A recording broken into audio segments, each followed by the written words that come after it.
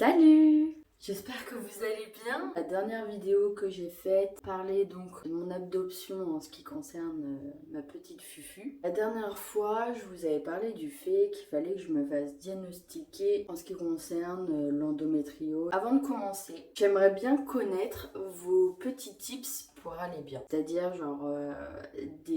juste un petit truc dans la journée où vous vous dites ah, en vrai, ça je suis contente de l'avoir fait parce que ça me fait grave du bien. Mettez-le moi en commentaire, j'en testerai quelques-uns et du coup je vous ferai un retour et pourquoi pas en fait avoir les idées par vous, ça pourrait être cool. Donc on y va.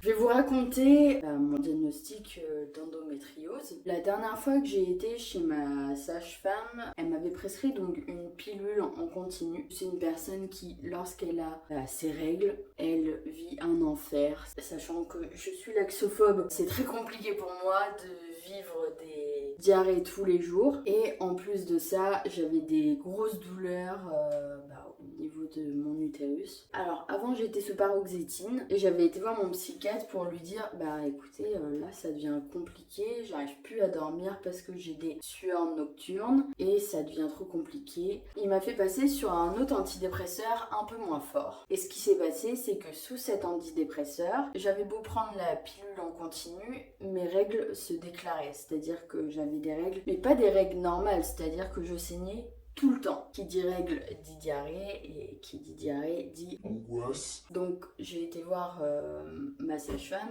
et je lui ai expliqué un peu le problème. Je lui ai dit je comprends pas, j'arrête pas de saigner, il y a un réel souci. Le problème c'est qu'en plus ça m'accompagne des douleurs horribles. J'aimerais peut-être qu'on change de pilule ou qu'on approfondisse un peu d'où tout ça peut venir. Et elle me dit effectivement c'est pas normal, surtout par rapport au transit, c'est un des symptômes qui revient dans le diagnostic de l'endométriose. Donc elle m'a dit bon on va faire une échographie pelvienne et une IRM pelvienne, voir si on constate des choses particulières ou pas du tout, si ça vient pas de là, etc. Je prends rendez-vous dans un cabinet pour faire mon IRM. Alors pour vous expliquer, quand j'ai appelé, j'ai expliqué à la personne que j'avais donc une échographie pelvienne à faire et une IRM pelvienne. Et elle me dit écoutez, on va faire directement l'IRM parce que c'est l'examen où on voit le plus de choses. Je prends mon rendez-vous. La personne m'envoie une ordonnance avec donc marqué dessus 2 bouteilles de solutions particulières. Et donc en fait c'est pour faire un lavage au niveau du rectum. Donc j'avais 2 bouteilles de prescrites. Donc il y avait déjà un lavement à faire 2 jours avant l'examen. À la différence de la coloscopie, il faut faire un nettoyage total au niveau des intestins. Le médicament qu'on nous donne lors de la coloscopie, c'est-à-dire rend nos selles toutes liquides. Elles deviennent carrément de l'eau. À la différence de lorsqu'on fait un lavement, c'est, on va dire, un lubrifiant qu'on s'envoie au niveau du rectum et des intestins pour aller lubrifier toutes les parois et faire donc descendre la matière fécale pour aider à faire descendre le tout pour que lors de l'examen on ait tout de très clair pour vraiment voir s'il y a de l'endomètre à certains endroits, etc. Le jour J du rendez-vous, 2 heures avant, il faut faire encore une fois un lavement. Au niveau de tout ce qui est alimentation, ça change pas à la différence de la coloscopie où là par contre vous devez avoir un régime strict pendant 1 semaine avant l'intervention. Et donc je me rends au cabinet. La dame me fait rentrer dans un vestiaire et donc elle me sort 2 grosses seringues. Ces seringues sont remplies de gel qui permettent d'avoir une très bonne vision pour l'examen. 2 seringues parce qu'il y en a une à mettre dans la partie évidemment vaginale mais une autre à mettre dans la partie du rectum. Elle me dit de garder mes sous-vêtements sauf le soutien-gorge parce que dans les soutiens-gorge il peut y avoir des éléments en métal, donc on les enlève, on met un t-shirt par-dessus et hop on rentre dans la machine. Ils vont prendre la partie de l'utérus, c'est-à-dire le bas du ventre, etc. en photo. C'est une machine qui fait beaucoup de bruit et donc heureusement ils nous mettent un casque de réduisateur de bruit, je sais pas, est-ce que ça se dit comme ça, pour accepter un peu la situation parce que ça peut être pour des personnes très stressantes. Heureusement, dans le tube, moi, ma tête sortait donc de l'autre côté, donc j'avais pas la paroi au niveau de là. J'avais la paroi qui venait jusqu'ici, donc le haut de ma tête, c'était pas dans la machine. Heureusement, la plupart des personnes savent que c'est quelque chose d'angoissant, le corps médical le sait. On a une pompe qui, lorsqu'on appuie dessus, envoie un signal à la personne qui est dans la cabine en train de faire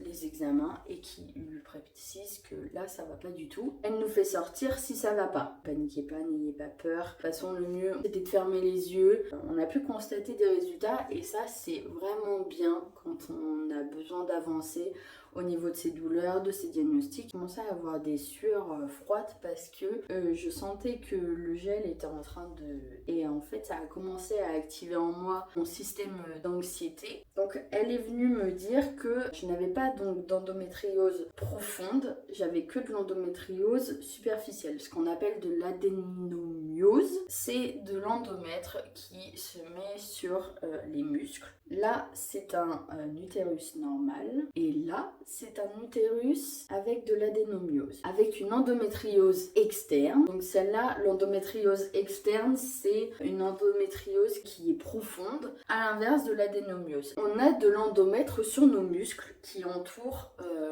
l'utérus et qui, lorsqu'on va avoir, par exemple, nos règles, vont venir attaquer nos muscles et ça va être beaucoup plus douloureux. Plus on a d'endomètre dans notre utérus, plus il va peser lourd et il va peut-être aussi pencher un peu sur ce qu'il y a derrière. Et qu'est-ce qu'il y a derrière? Eh bien, il y a les intestins, il y a le rectum, il y a la vessie, il y a tout ça. Il y a des personnes qui vont avoir des soucis au niveau de la vessie, qui vont avoir des gros problèmes pour se retenir. La médecin, elle m'a dit, pour qu'on puisse voir si il y a de l'endométriose profonde, il faudrait, au vu de votre situation, carrément ouvrir et constater en direct. Parce qu'il y a des personnes pour qui ça se voit complètement. Il y a de l'endométriose partout. Pour les solutions, j'ai pu voir qu'il n'existait pas grand-chose. La pilule en continu, de retirer carrément l'utérus. J'ai vu des femmes qui se le faisaient enlever parce qu'elles avaient des grosses douleurs au niveau des règles et qu'elles étaient sûres de ne pas vouloir d'enfants. Ça peut être aussi un choix, il y a des médecins qui le pratiquent aujourd'hui en France. Et la pratique, ça s'appelle l'hystérectomie.